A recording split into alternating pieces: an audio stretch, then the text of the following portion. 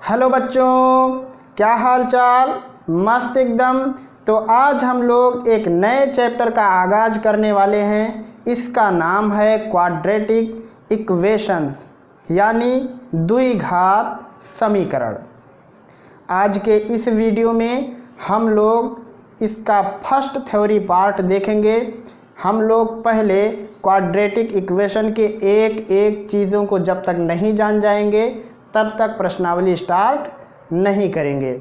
जैसा कि आप सबको पता भी है कि इस चैनल की सबसे बड़ी जो खासियत कह सकते हो वो यही है कि हम लोग कोई भी प्रश्नावली तब तक स्टार्ट नहीं करते हैं, कोई भी एक्सरसाइज तब तक लगाना चालू नहीं करते हैं जब तक उस चैप्टर का A to Z theory part नहीं जान जाते हैं। तब तक हम लोग कोई भी प्रश्नावली सॉल्व नहीं करते हैं। तो इस चैप्टर में भी बिल्कुल ऐसा ही होगा। हम आपको एक एक करके थ्योरी पार्ट सिखाते हुए ले करके चलेंगे ताकि आपका जो क्वाड्रेटिक इक्वेशन से संबंधित डाउट है A to Z पूर्ण रूप से फिनिश हो सके। तो आइए चलते हैं सीधे सीधे आज के अपने टॉपिक पर। टॉपिक है हमारा क्वाड्रेटिक इक्वेशन। इसका इंट्रोडक्शन देखेंगे आज के इस पार्ट में हम लोग। तो ये है आपका चैनल सीक्रेट यस5 ट्यूटोरियल और मैं यस खान आपका अपने इस चैनल में तहे दिल से इस्तकबाल करता हूँ। तो चलिए अपना पेन अपना नोटबुक रेडी रखिए और चलते हैं अपने टॉपिक पर। टॉपिक है आज का हमारा क्वाड्रेटिक इक्वेशंस यानी इसको कह सकते हैं हिंदी में द्विघात समीकरण। आज हम लोग करेंगे इनका पोस्टमार्टम और देखेंगे कि क्या क्या राज छुपा है इसके अंदर जो अक्सर बच्चों को कंफ्यूज किए रहता है। फिर गणित को बच्चे एक बोरिंग सब्जेक्ट समझ लेते हैं। हमारा प्रयास है गणित को पढ़ो ही नहीं, इंजॉय भी करो। तो चलो चलते हैं क्वाड्रेटिक इक्वेशन पर। अच्छा, इससे पहले हम लोगों ने जो चैप्टर कंप्लीट किया वो क्या था, एक बार ज़रा उधर निगाह दौड़ा दो। वो था लीनियर इक्वेशंस इन टू वेरिएबल्स। इससे पहले जो चैप्टर गया वो ये था दो चर राशियों में रैखिक समीकरण, या चैप्टर का नाम ऐसा मिल सकता है आपको पेयर ऑफ लीनियर इक्वेशंस। अच्छा सोचो, यहाँ पे हम लोगों ने जो पढ़ा था वो क्या था, लीनियर इक्वेशंस। यहाँ क्या पढ़ना है हमको, क्वाड्रेटिक इक्वेशंस। तो कुछ तो डिफरेंट होगा दोनों में। लीनियर इक्वेशन का मतलब क्या समझते थे हम लोग, पावर कितना होता है, 1 होता है वेरिएबल का। तो यहाँ हम लोग क्वाड्रेटिक इक्वेशन की बात करेंगे। चलो देखते हैं ये क्वाड्रेटिक क्या है।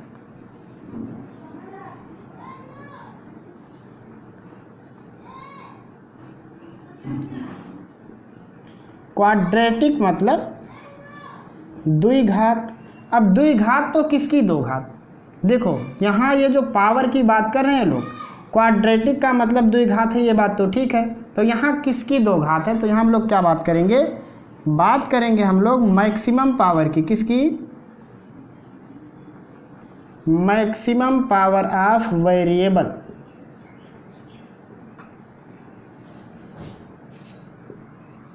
इज +2।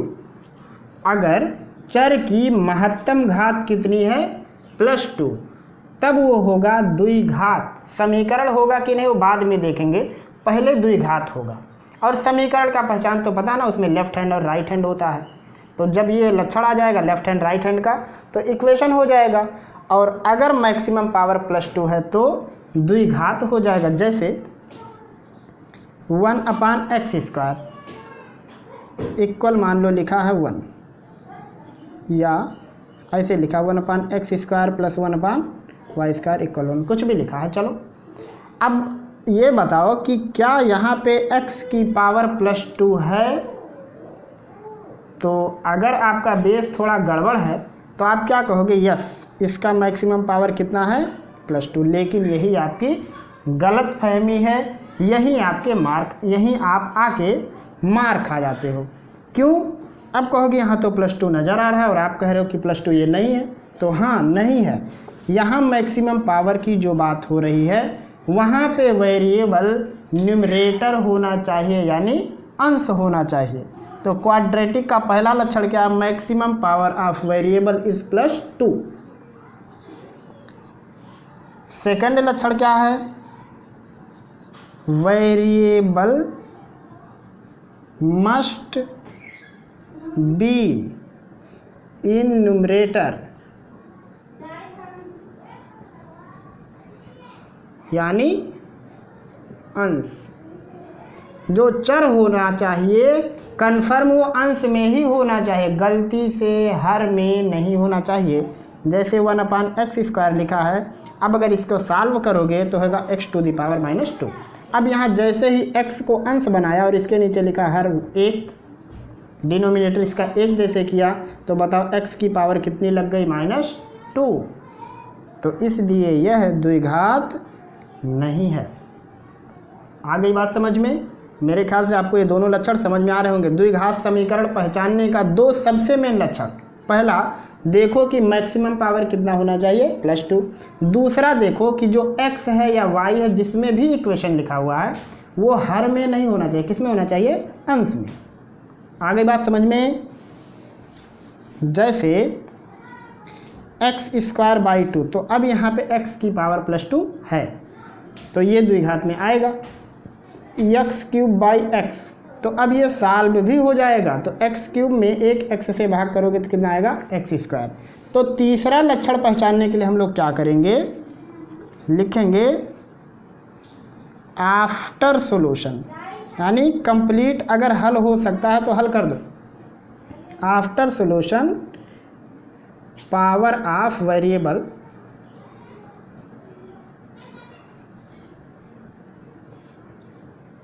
इज +2। हल करने के बाद चर की घात कितनी हो? +2। कभी कभी ऐसे इक्वेशन दे देगा उसको हल नहीं करेगा, तो कहेगा बताओ इसमें कौन कौन सा द्विघात समीकरण है, कौन कौन सा क्वाड्रेटिक इक्वेशन है। तो आपको पहले उसे सॉल्व करना होगा। आप सॉल्व करोगे फिर देखोगे कि x की वैल्यू किस में? +2 है और x न्यूमरेटर में है। तो जिसमें जिसमें ऐसा लक्षण दिखेगा वो हो जाएंगे द्विघात समीकरण। तो आइए जरा एग्जाम्पल से हम आपको समझाएं, क्योंकि बिना देखे तो किसी को यकीन नहीं होता है। तो चलिए आपको यकीन कराते हैं। कैसे? लिखा कहीं x² + 1 = x। क्या यह द्विघात समीकरण है? तो आपके पास कुल 3 पॉइंट हैं पहचानने के लिए। पहला, मैक्सिमम पावर +2 होना चाहिए, तो देखो x की मैक्सिमम पावर +2, एक लक्षण तो मिल गया। दूसरा, variable must be in numerator, जो ये अक्षर हैं ये अंश होने चाहिए, तो यहाँ ये लक्षण भी मैचिंग कर रहा है। तीसरा, हल होने के बाद ऐसा होना चाहिए, तो ये हल होगा ही नहीं, मतलब अब इससे ज़्यादा छोटा नहीं हो सकता ये। तो यहाँ हमारा 3 का तीनों रूल फॉलो कर रहा है। तो अब ये द्विघात समीकरण हो गया। तो इसको लोग ऐसा भी लिखते हैं कि x² - x + 1 = 0, मतलब घातों को अवरोही क्रम में यानी डिसेंडिंग आर्डर में लिखते हैं। पहले 2 की पावर, फिर 1 की पावर, फिर 0 की पावर, मतलब जिसमें वेरिएबल नहीं हो, तो इस क्रम में लिखा जाता है द्विघात समीकरण को। आई बात समझ में? चलो इसको जरा बताओ। x√x / x² + x + 1 = 0, क्या ये द्विघात समीकरण है या नहीं? तो पहले अब देखो हमारा पहला पहचान क्या है कि +2 होना चाहिए और x अंश होना चाहिए। तो देखो ये तो अभी सॉल्व होगा, तो जब तक सॉल्व ना हो तब तक पावर मत देखो। तो यहाँ x से एक x² कटेगा तो बचेगा x अंडर रूट में, और यहाँ नीचे x + x + 1 = 0 हो जाएगा। यहाँ से बताओ अगर हम लोग सब में गुणा करें x का तो होगा ये √x + x² + x बटे x बराबर 0। यहाँ से होगा ये x² plus x plus under root x equal 0। अब बताओ ये द्विघात समीकरण है कि नहीं? कन्फ्यूजन में पड़ गए ना? तो अब आपके पास 3 लोग हैं पहचानने के लिए। पहला है +2 होना चाहिए, तो देखो +2 की मैक्सिमम पावर कितनी लग गई? +2 हो गया। दूसरा यहाँ पे x का पावर कितना है? हाँ, ये आके आपको मार्क खिला दिया। वहाँ पे पावर कैसा हो गया? फ्रैक्शनल। तो चौथा लक्षण क्या है? Power should not be fractional. कभी भी पावर भिन्नात्मक नहीं होना चाहिए। 1/2, 1/3, 2/3, 3/5 ऐसा नहीं होना चाहिए। देखो यहाँ तो लक्षण मैचिंग किया, इसमें क्या हो गया? इसमें पावर लग गया फ्रैक्शनल। अगर ऐसा है तो गड़बड़ हो जाएगा। तो यहाँ चौथा लक्षण क्या है?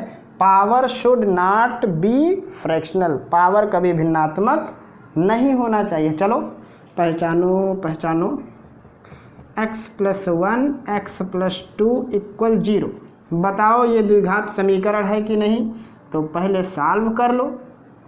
x का गुणा x में x², x का गुणा 2 में 2x, 1 का गुणा x में x, 1 का गुणा 2 में 2 इक्वल 0। यहाँ x² प्लस 3x+2 इक्वल 0। अब तक यहाँ पे आओ, अब आके इससे मैचिंग करो। देखो मैक्सिमम पावर +2, एक बात सही। दूसरा, सभी अक्षर न्यूमरेटर होने चाहिए, तो सब न्यूमरेटर है, मतलब सब अंश हैं। तीसरा, हल करने के बाद +2 होना चाहिए, तो हम लोग हल करने के बाद भी पहुँचे हैं। चौथा, किसी पे पावर भिन्न नहीं होना चाहिए, तो किसी पे पावर भिन्नात्मक भी नहीं है। इसका मतलब ये द्विघात समीकरण है। अच्छा, अब आप सोचोगे कि सिंपल सी बात को आप इतना लंबा चौड़ा करके क्यों कह रहे हैं, कंफ्यूज क्यों कर रहे हैं? तो मेरे बच्चों, मैं आपको कंफ्यूज नहीं कर रहा हूँ, मैं आपको वास्तविकता बता रहा हूँ जो कि आपसे छुपा दिया जाता है। आपको बस कुछ चीज़ें ही दी जाती हैं ताकि आप रट लो। रटने से क्या होता है कि हम कुछ चीज़ों को देख के ही पहचान जाते हैं। जैसे इसको देखा और तुरंत कह दिया कि ये द्विघात समीकरण है, लेकिन क्यों है ये हम लोग नहीं जान पाते हैं। तो हमारे इस चैनल का तो पहला मकसद यही होता है कि आप क्यों पढ़ रहे हो, बस ये जान जाओ। फिर क्या पढ़ना है ये तो अपने आप जान जाओगे। तो मेरे ख्याल से द्विघात समीकरण के बारे में मैंने जो आपको ये 4 पॉइंट बताया है, आपको शायद आप बखूबी समझ गए होंगे। अब कुछ बच्चों के दिमाग में ये चीज़ थोड़ा डाउट पैदा कर रहा होगा, ये क्या है? तो मेरे कहने का मतलब ये है कि जो भी x है वो हर में ना हो। जैसे देखो यहाँ x हर में था, तो हमको क्या करना पड़ा? इसको सॉल्व करना पड़ा, और सॉल्व करने के बाद ये कुछ ऐसे रूप में आया। अब इस रूप में आने के बाद भी x पे पावर हाफ लग गया, क्योंकि अंडर रूट की वैल्यू कितनी होती है? हाफ की पावर। तो अब यहाँ पे फ्रैक्शनल का पावर आ गया, तो ये क्वाड्रेटिक इक्वेशन की कैटेगरी से गायब हो गया। क्या आप मेरी ये बात समझ पाए? शायद समझ गए होंगे। किसी भी प्रकार का डाउट होगा, किसी भी प्रकार का मन में शंका होगा, कमेंट करके ज़रूर बताइएगा। हम आपसे संपर्क करने की पूरी कोशिश करेंगे। तो ये तो हो गया कुछ लक्षण द्विघात समीकरण का। अब आइए देखते हैं कि मैथमेटिकल लैंग्वेज में हम लोग कैसे लिखते हैं, जिसको हम लोग कहते हैं स्टैंडर्ड फॉर्म। तो क्या है वो, ज़रा देखो इसको।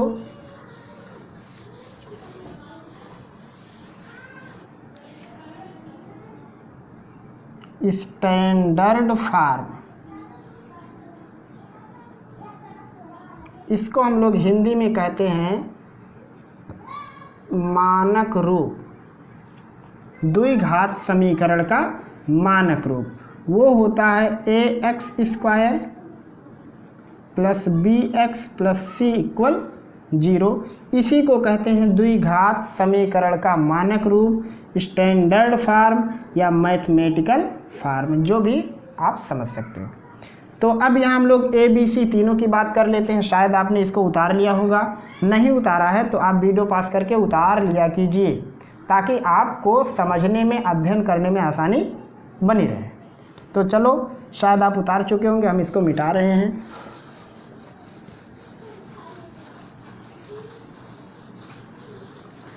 अब यहाँ देखो ये ए, बी और सी क्या हो, तो देख के ही लग रहा है ए मतलब एक्स स्क्वायर का गुणांक है, तो लिखेंगे ए का मतलब है कोफिशिएंट ऑफ एक्स स्क्वायर, और वो भी चिन्ह कैसा लेना है आपको, विद साइन, सॉरी चिन्ह कह रहे हैं, आपको जो गुणांक लेना उस गुणांक को चिन्ह के साथ लिखना है। अभी हम लोग बात करेंगे कि विद साइन का क्या मतलब है। फिर यहाँ जो b लिखा हुआ है, ये b क्या है, x का गुणांक है, तो लिखेंगे कोफिशिएंट ऑफ x, और इसको भी कैसा लिखना है, विद साइन लेना है।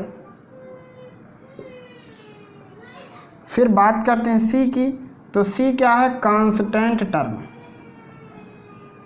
कांस्टेंट टर्म है, या इसको एक और नाम से हम लोग जानते हैं,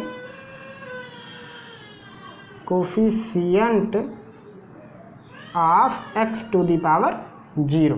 तो x टू द पावर 0 का मतलब कांस्टेंट ही होता है, तो कभी कभी आपको लोग बेवकूफ़ बनाने के लिए ऐसा भी कह सकते हैं। तो यहाँ x टू द पावर 0, और इसको भी लेना है विद साइन। अब ये आप कहोगे बार बार विद साइन क्या है ये, ज़रा समझाओ, तो चलो समझ लो। ये जैसे मान लो लिखा कहीं 2x² plus x minus 6 equal 0। अब मैं आपसे कहूँ कि a b c तीनों की वैल्यू बताओ, तो आप एक इसको कहोगे x² के गुणांक को, तो x² का गुणांक कितना है 2, और 2 का चिन्ह कैसा है प्लस, तो लिखोगे a इक्वल 2। आगे बात समझ में। हम पूछें b कितना है, और b का मतलब है x का कोफिशिएंट, x का कोफिशिएंट कितना है 1, चिन्ह आगे कौन सा है प्लस में, तो ये हो गया 1। हम पूछें c की वैल्यू कितनी है, और c मतलब होता है कांस्टेंट, मतलब जिसमें x ना हो, तो वो कितना है 6, उसका चिन्ह क्या है माइनस, तो ये हो गया c की वैल्यू। यही हम आपसे बार बार कह रहे हैं, with sign with sign with sign, चिन्ह समेत ले लो। जैसे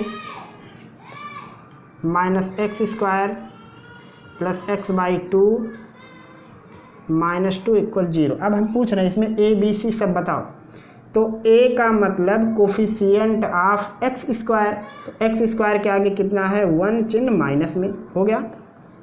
पूछें b की वैल्यू, तो अब b का मतलब x के आगे क्या लिखा है, वो लिखा 1/, यहाँ 1 यहाँ 2, आगे का साइन प्लस में तो प्लस हो गया।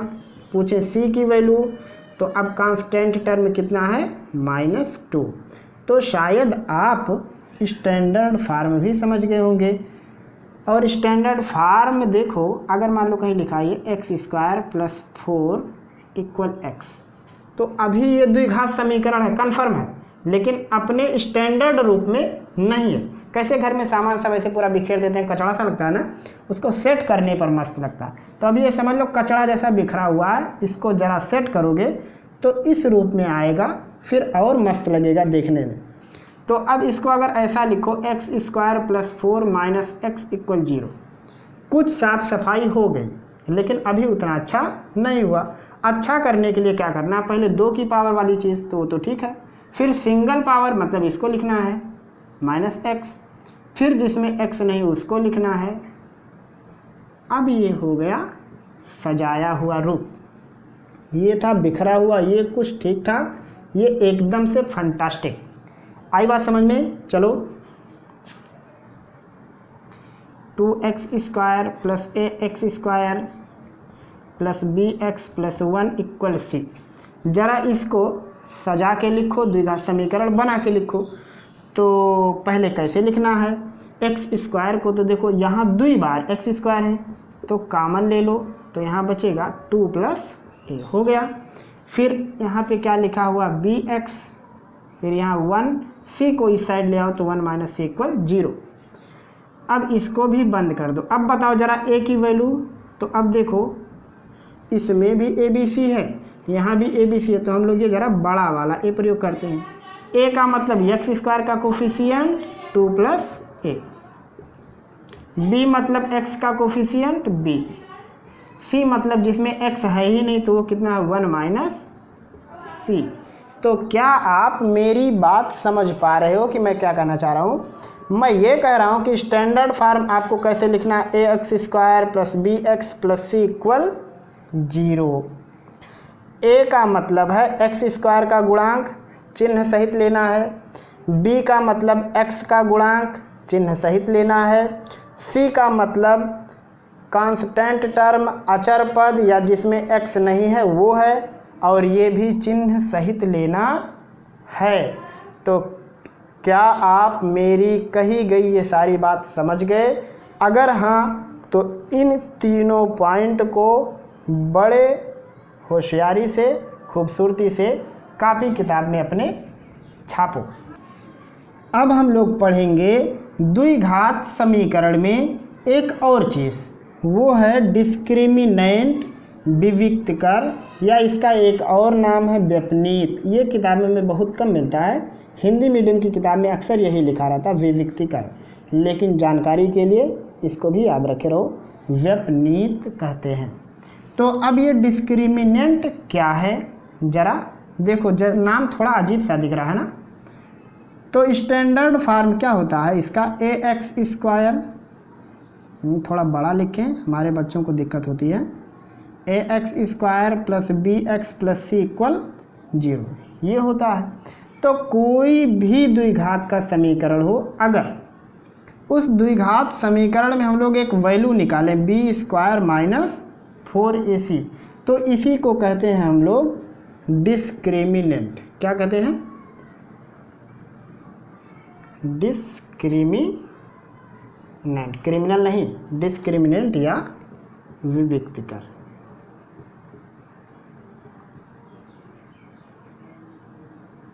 अगर हम लोग द्विघात समीकरण में बी स्क्वायर माइनस 4ac की वैल्यू निकालें तो इस पूरे वैल्यू को कहते हैं डिस्क्रिमिनेंट, यानी ऐसा लिख सकते हैं कि value of B square minus 4ac is equal discriminant. आई बात समझ में? तो चलो एक दो सवालों में करके बताता हूँ।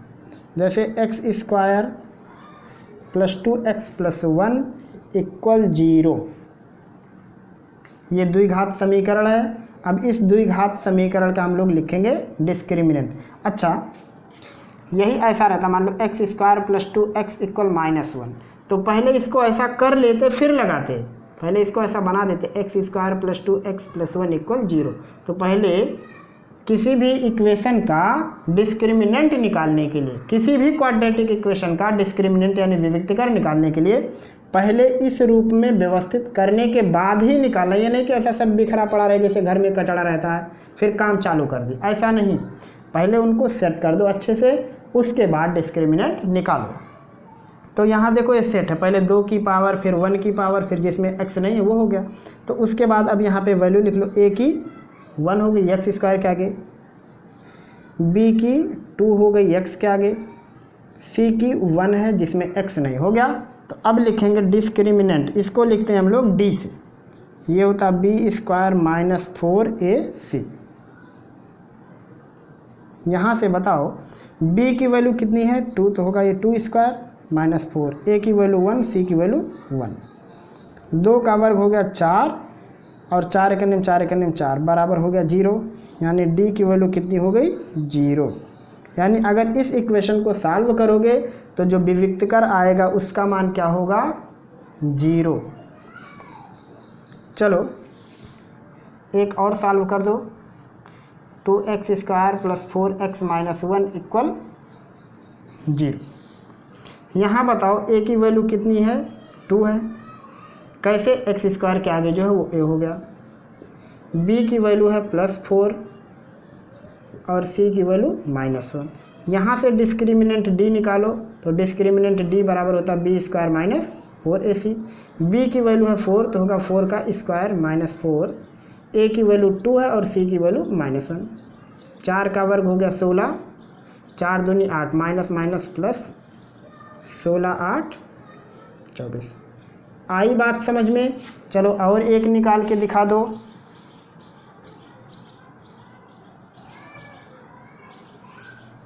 Three x square plus 3x plus 8 equal मान लो है 0। इसको सॉल्व करो ज़रा। तो यहाँ a की वैल्यू हो गई 3, b की वैल्यू हो गई 3 और c की वैल्यू हो गई 8। सब की वैल्यू पहले लिख लो, उसके बाद लिखो discriminant d equal B square minus 4ac। अब यहाँ b की वैल्यू कितनी है 3, तो होगा ये 3 का स्क्वायर माइनस 4। a की वैल्यू कितनी है 3 और c की वैल्यू कितनी है 8। 3 का वर्ग 9 होगा, 4 3 12 8 96। ये 96, 96 में से 9 घटाना है तो होगा ये 87। ये किसकी वैल्यू आ गई डी की, और वो माइनस में आएगा क्योंकि 96 बड़ा तो उसका चिन्ह लिया जाएगा। तो आपने देखा कि डिस्क्रिमिनेंट कैसे निकालते हैं। डिस्क्रिमिनेंट का मतलब होता है value of B square minus 4ac, जहाँ b का मतलब x का कोफिशिएंट, a का मतलब x स्क्वायर का कोफिशिएंट यानी गुणांक, और c का मतलब अचर पद। तो इस पूरे वैल्यू को मतलब इसमें a b c की वैल्यू रखने पर जो भी वैल्यू आती है उस पूरे को कहते हैं डिस्क्रिमिनेंट। कैसे निकाला जाता है मैंने आपको 3 सवालों की मदद से दिखाया। अच्छा, ज़रा इन तीनों सवालों को देखो तो आपको कुछ चीज़ नज़र आएगा। वो क्या है देखो। पहले वाले में आपको मिला d का मान 0, दूसरे वाले में आप पाए d की वैल्यू 24, तीसरे प्रश्न में आपको दिखा d की वैल्यू है -87। अब यहाँ अगर मैं आपसे पूछूं कि क्या ये वैल्यू 0 से बड़ी है या छोटी, तो आप कहोगे नहीं, इसमें तो d का मान 0 से छोटा है। मैं अगर यहाँ पूछूं यहाँ d का मान कितना है, तो आप कहोगे यहाँ d का मान 0 से बड़ा है। मैं पूछूं यहाँ d का मान बताओ, तो कहोगे d का मान 0 के बराबर। तो अगर 0 से कंपेयर करो तो यहाँ पे d की वैल्यू 0 से छोटी, यहाँ पे d की वैल्यू 0 से बड़ी, और यहाँ पे d की वैल्यू 0 के बराबर। तो आप क्या कह सकते हो कि डिस्क्रिमिनेंट मेन जो होता है वो 3 टाइप का होता है। तो पहले ज़रा इसको एक बार उतारो, फिर हम कुछ चीज़ें मिटाते हैं। अब यहाँ जो हमको d मिला, देखो एक d मिला 0, एक d मिला है 0 से बड़ा, और एक d मिला 0 से छोटा। तो इस d को अगर हम लोग ऐसा लिखें तो होगा ये b स्क्वायर माइनस 4ac, ये 0 के बराबर हुआ। यहाँ पे b स्क्वायर माइनस 4ac 0 से बड़ा हुआ, इसमें b स्क्वायर माइनस 4ac 0 से छोटा हो गया। मतलब डिस्क्रिमिनेंट 0 के बराबर है, 0 से बड़ा और 0 से छोटा। अब इससे ज़्यादा कुछ तो होगा भी नहीं, या तो 0 आएगा या 0 से बड़ा आएगा या फिर 0 से छोटा आएगा। तो इन तीनों का कुछ ना कुछ मतलब होता है। पहले उन मतलब को हम लोग देख लेते हैं। मतलब क्या है देखो, ऐसा हम यहाँ एक टेबल बना देते हैं आपके लिए ताकि ज़िंदगी भर भूलो ना। टेबल क्या है, d बराबर 0 हो, d बड़ा हो 0 से और d छोटा हो 0 से। तो तीनों का क्या मतलब होता है। d बराबर 0 का मतलब पहला है b स्क्वायर माइनस 4ac 0 है, इसका मतलब b square minus 4ac greater than 0 है, इसका मतलब b square minus 4ac less than 0 है। तो अगर ऐसा हो जाएगा तो हल करने पर देखो, जब इसको आप सॉल्व करोगे तो x की कितनी वैल्यू आएगी 2, क्योंकि जितना पावर उतनी वैल्यू। तो यहाँ पे लिखेंगे मूल, जिसको हम लोग क्या कहते हैं शून्यक, क्योंकि x का जो मान आएगा उसी को तो मूल या शून्य कहेंगे। तो लिखेंगे मूल या शून्यक बराबर तथा वास्तविक होंगे। आगे बात समझ में। तो कभी कभी आपको प्रश्न में देके पूछता है कि निम्न में से कौन कौन से समीकरण के मूल बराबर या फिर वास्तविक होंगे। तो उस समीकरण का मूल बराबर और वास्तविक होगा जिसमें ये लक्षण पाया जाएगा, यानी b square minus 4ac equal 0 पाया जाएगा। जैसे अभी आपने देखा था x square plus 2x plus 1 का 0 आया था। इसको आप सॉल्व करोगे तो x की वैल्यू आएगी -1 और y की वैल्यू आएगी -1। यहाँ पे आप रख के देख सकते हो, x की वैल्यू -1 तो 1 हो जाएगा, 2 की वैल्यू -1 -2 और यहाँ पे 1, तो 1 1 2, 2 में से 2 जाएगा 0। तो जब आप इसको सॉल्व किए, देखो सॉरी यहाँ y लिख दिए, मतलब x का 2 बार वैल्यू आएगा और दोनों बार -1 आएगा। तो जब भी डिस्क्रिमिनेंट 0 हो तब उसके शून्य के बराबर होंगे। देखो दोनों शून्य के बराबर आए कि नहीं आए। तो ऐसे ही दूसरे वाले में कुछ लक्षण चलता है। अगर डिस्क्रिमिनेंट का मान 0 से बड़ा हो जाए तो यहाँ का जो मूल होगा या फिर शून्य, वो होंगे असमान, मतलब दोनों एक दूसरे के बराबर कभी नहीं होंगे, लेकिन वास्तविक होंगे। कैसे होंगे? वास्तविक होंगे। और अगर ये लक्षण मिल गया तो मूल या शून्य असमान होंगे, लेकिन आपस में बराबर तो नहीं होंगे, लेकिन कैसे होंगे? काल्पनिक। आ गई बात समझ में? ये तीनों चीज़ नोट करके रखिए। चलो मैं आपको एग्जाम्पल के जरिए समझाता हूँ। जैसे x² - 4x + 2 = 0 है। अब मैं आपसे कहूँ कि बताओ इसमें शून्य बराबर हैं या फिर नहीं, या शून्य वास्तविक है या फिर नहीं। तो इसके लिए तुरंत किसका मान निकाल लेना? b² - 4ac का। अब b की वैल्यू है -4, a b c, तो -4 का स्क्वायर, उसके बाद -4, a की वैल्यू 1 और c की वैल्यू 2। यहाँ पे 4 का स्क्वायर करोगे तो कितना होगा? 16, और यहाँ 4 दूनी 8, तो होगा ये -8, और 16 में से 8 घटाओगे तो 8 आएगा। बताओ यहाँ b² - 4ac की वैल्यू 8 है, इसका क्या मतलब है? 0 से बड़ा है कि नहीं? तो जब 0 से बड़ा हो तो मूल या शून्य असमान होंगे और वास्तविक होंगे। शायद आपको मेरी बात समझ में आ रही होगी धीरे धीरे। चैप्टर का तो आज फर्स्ट डे है, इसलिए कुछ कन्फ्यूजन भी हो सकता है। मेरे ख्याल से ऐसा लैंग्वेज तो मैं प्रयोग नहीं कर रहा हूँ जो आपको कठिन लगेगा, लेकिन अगर कहीं लगेगा भी तो भी अभी तो ढेर सारे थ्योरी पार्ट हैं। अभी मैं आपको आगे के वीडियो में बताऊंगा ये b² - 4ac कहाँ से टपक पड़ा, जब इसका नाम विविक्तकर हुआ, तो ये भी मैं आपको सिखाऊंगा। चलो 2x² - √3x + 1 = 0। बताओ इसके मूलों का लक्षण बताओ। मूलों का लक्षण कहे तो तुरंत आपको पता करना है कि विविक्तकर पूछ रहा है वो, तो निकाल लो।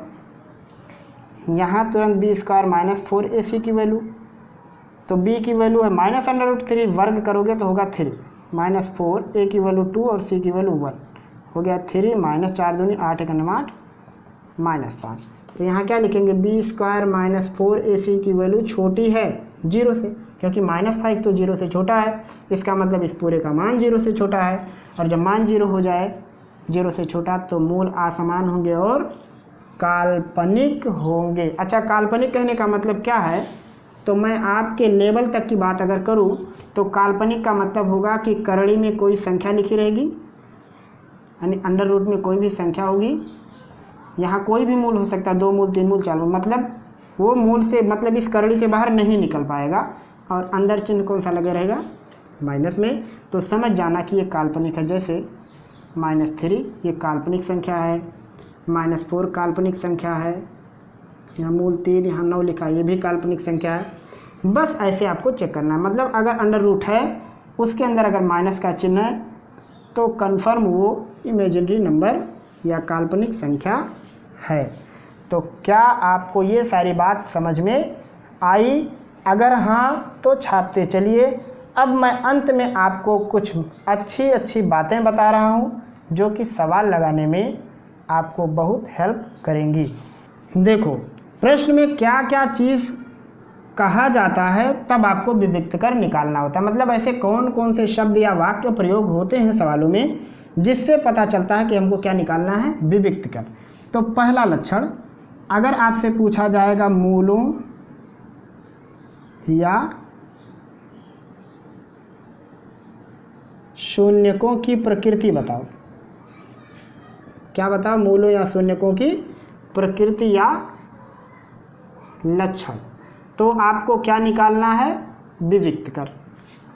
दूसरा लक्षण, मूल या शून्यक, यानी रूट या जीरोस। मूल या शून्यक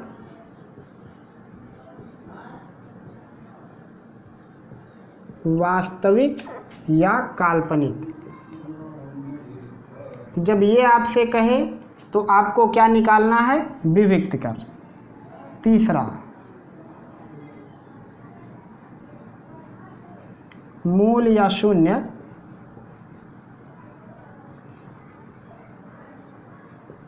समान या असमान कहे तो आपको क्या निकालना है, विविक्त कर।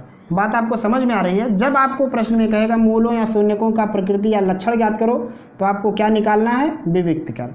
कहे मूल या शून्यक वास्तविक है या फिर काल्पनिक तो आपको क्या निकालना है, विविक्त कर। पूछे मूल या फिर शून्यक, मतलब इन दोनों में से कोई एक शब्द प्रयोग होगा, समान है या असमान है तो आपको क्या निकालना है, विविक्त कर। और लक्षण तो जानते ही हो कि D = 0 है तो समान होंगे, D ≠ 0 तो दो कंडीशन होगा, या तो 0 से बड़ा होगा या फिर छोटा।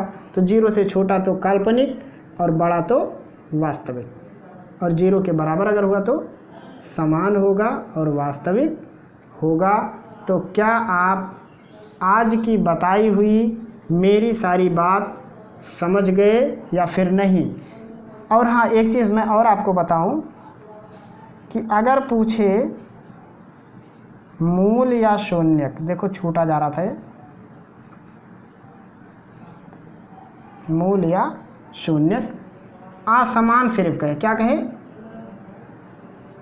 तो देखो असमान दो कंडीशन में होता है, जब D का मान 0 से छोटा हो या D का मान 0 से बड़ा हो। तो जब आपसे कहे कि किसमें किसमें असमान है तो जिसमें ये दोनों लक्षण पाए जाएंगे उसमें होगा असमान। और अगर समान की बात करें तब D की वैल्यू कितनी लेनी है, 0।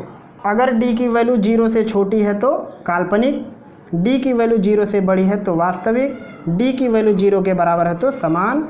और अगर D की वैल्यू 0 से छोटी या फिर बड़ी है तो दोनों स्थितियों में असमान होंगे। तो इनमें से कुछ भी आपसे पूछेगा तो आपको क्या निकालना है, डिस्क्रिमिनेंट, विविक्त कर या फिर व्यपनीत निकालना है। तो आज के इस टॉपिक में हम लोगों ने क्या क्या पढ़ा, एक बार रिवाइज करते हैं। सबसे पहले हम लोगों ने पढ़ा कि क्वाड्रेटिक इक्वेशन, क्वाड्रेटिक इक्वेशंस क्या है, इसका हम लोगों ने पढ़ा लक्षण। पहली चीज इसके लक्षण पढ़ लिए। लक्षण क्या था, चर की घात +2 होती है। कितनी होती है, +2। दूसरा क्वाड्रेटिक इक्वेशन में हम लोगों ने क्या पढ़ा, मानक रूप, जिसको हम लोग कहते हैं स्टैंडर्ड फॉर्म। क्या होता है वो, ax² + bx + c = 0। अगर इक्वल 0 नहीं रहेगा तो द्विघात का बहुपद बन जाएगा। तीसरा हम लोगों ने पढ़ा विविक्तिकर, किसको कहते हैं, b² - 4ac ऐसा लिखो या फिर b² - 4ac ऐसा लिखो, इसको कहते हैं हम लोग विविक्तिकर। किस अक्षर से लिखते हैं इसको, कैपिटल D से। तो आज के इस पूरे वीडियो में हम लोगों ने इन तीन चीज़ों पर चर्चा की। पहला क्वाड्रेटिक इक्वेशन, उसका लक्षण क्या है, कैसे पहचानेंगे। फिर दूसरा हम लोगों ने इसका मानक रूप देखा, वो होता है ax² + bx + c = 0। इसमें ABC क्या है, कैसे पहचानते, इस पर चर्चा हुई। फिर तीसरा था विविक्तकर यानी डिस्क्रिमिनेंट, तो वो b² - 4ac होता है, उसको D से लिखते हैं, इस पूरे वैल्यू को ही कहते हैं विविक्तकर। तो आज के वीडियो में हम लोगों ने इन तीन चीज़ों पर चर्चा की है। तो ये था आज का हमारा क्वाड्रेटिक इक्वेशन का थ्योरी पार्ट 1, जिसमें हम लोगों ने क्वाड्रेटिक इक्वेशन का लक्षण क्या होता है, क्वाड्रेटिक इक्वेशन का स्टैंडर्ड फॉर्म क्या होता है, और फिर क्वाड्रेटिक इक्वेशन में डिस्क्रिमिनेंट क्या होता है, इन 3 पॉइंट पर हमने चर्चा की है। तो मेरे ख्याल से आपको आज के सभी पार्ट, सभी बातें समझ में आ गई होंगी। अगर आपका इस वीडियो से संबंधित कोई भी प्रश्न, सलाह या सुझाव है तो कमेंट सेक्शन के जरिए आप ज़रूर बताएंगे। फिर मिलेंगे हम लोग जल्द ही अगले वीडियो में। तब तक के लिए पढ़ते रहिए, लिखते रहिए, अपनी तैयारी बेहतर तरीके से बनाते रहिए। खुदा हाफिज़।